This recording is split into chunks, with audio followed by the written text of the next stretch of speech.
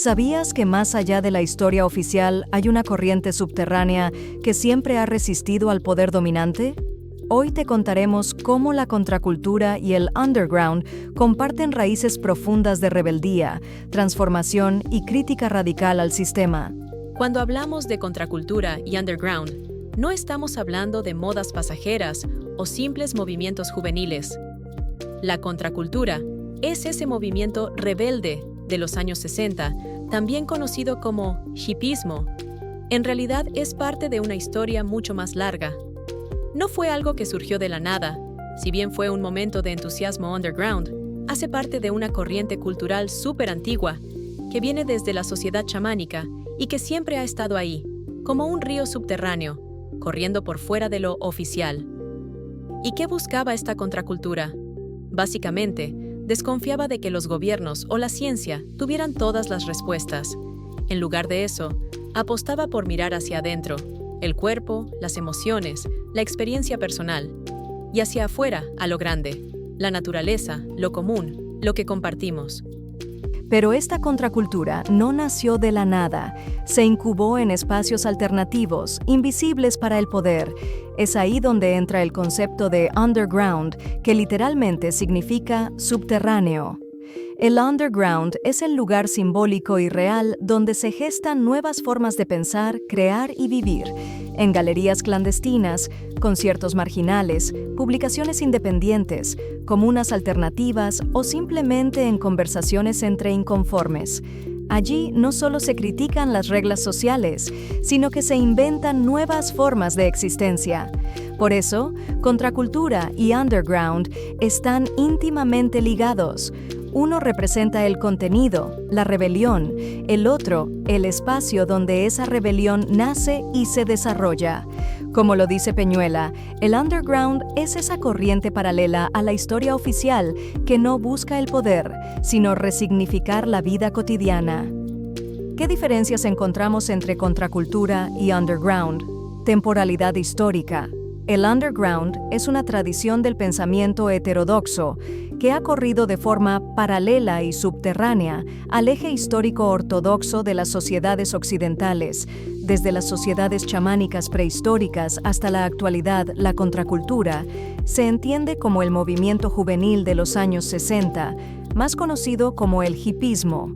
Es un episodio histórico específico, una cristalización cultural de una actitud que desconfía de la razón y los poderes públicos.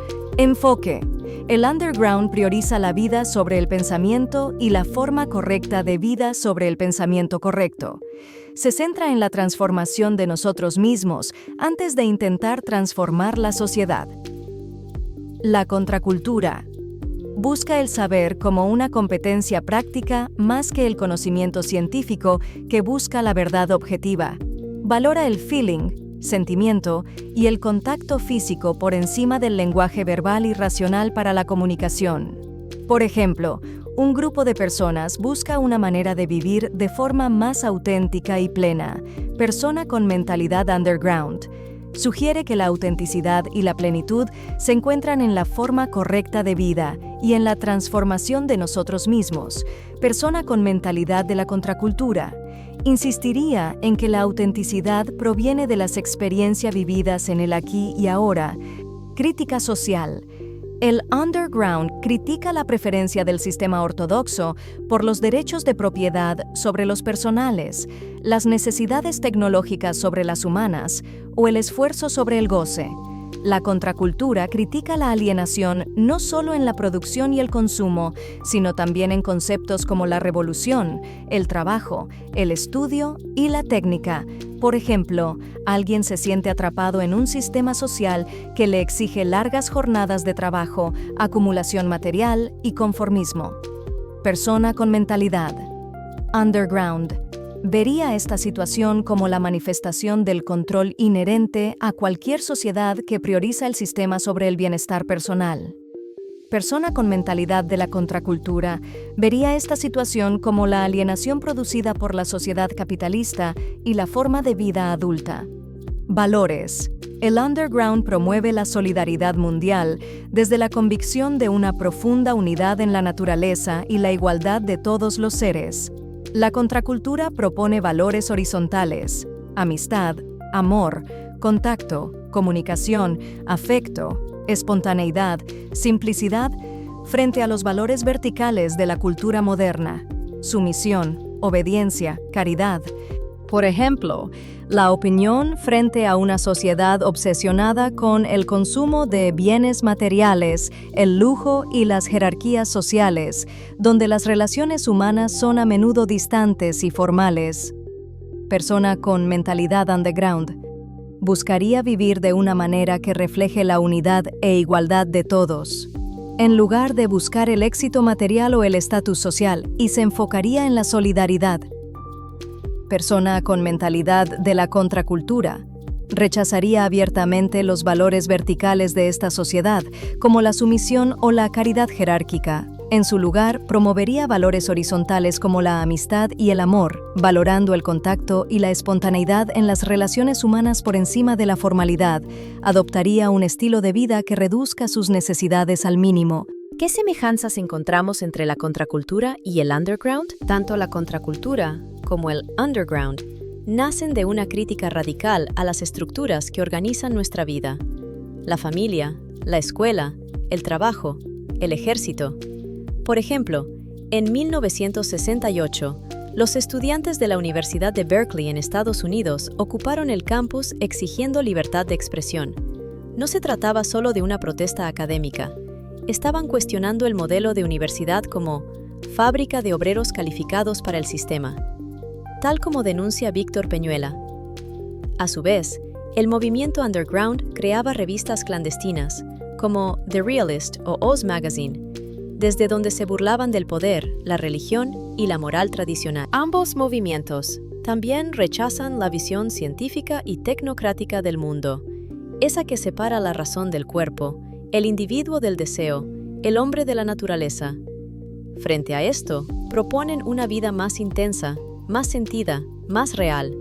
Es decir, en lugar de vivir para producir, apuestan por vivir para experimentar. Un ejemplo de esta ruptura está en los llamados comunas hippies de los 60 y 70, como Drop City o The Farm, donde jóvenes cultivaban su comida, practicaban el amor libre y vivían sin horarios. Del lado del underground, bandas como The Velvet Underground cantaban sobre temas tabú como la drogadicción, la sexualidad o la locura, visibilizando aquello que la cultura dominante reprimía. Ni la contracultura ni el underground querían esperar un cambio futuro. Hacían la revolución en su día a día, en cómo vestían, cómo bailaban, cómo hablaban. Usar ropa psicodélica, dejarse crecer el pelo, pintar murales en la calle o simplemente rechazar el trabajo rutinario. Todo eso era un acto político. Como decía el activista Jerry Rubin, la revolución no es lo que crees, ni lo que votas, es cómo vives. La contracultura tuvo como protagonista a la juventud, que dejó de imitar a los adultos para crear su propio estilo de vida. Su herramienta más poderosa fue el rock, una música que nacía del blues negro y se transformaba en una forma de protesta, libertad y búsqueda interior. Bandas como The Beatles, Pink Floyd o Janis Joplin no solo hacían música, impulsaban un cambio cultural al hablar no solo de amor y drogas, sino de libertad, de crítica al sistema, de búsqueda interior. Estas expresiones surgían desde lo underground, en clubes ocultos, radios piratas y fanzines, donde también nacieron movimientos como el punk o el graffiti. La espiritualidad que proponían no venía de religiones tradicionales, sino de experiencias intensas: LSD, meditación, yoga, arte. Como decía Foucault, para ellos la filosofía era vivir diferente, no solo pensar distinto. Así, contracultura y underground se unían en una ética del deseo, la autenticidad y la rebeldía vivida en lo cotidiano. Gracias por ver.